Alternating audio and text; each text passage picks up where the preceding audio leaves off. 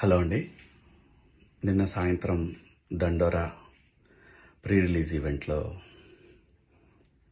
Heroines ఈ మధ్య కాలంలో వాళ్ళు ఇబ్బంది పడ్డ సందర్భంలో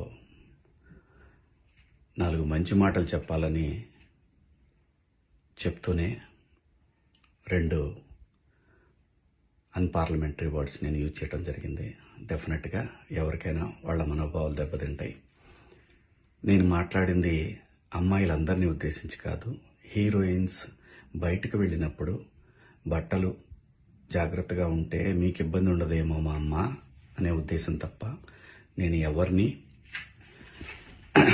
అవమానపరచాలని కాదు. బట్ ఏదైనా 2 అన్పార్లమెంటరీ వర్డ్స్ దొర్లినాయి.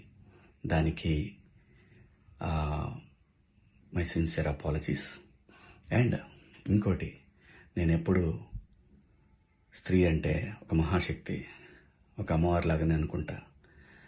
ఎందుకంటే ఇవాళ సమాజంలో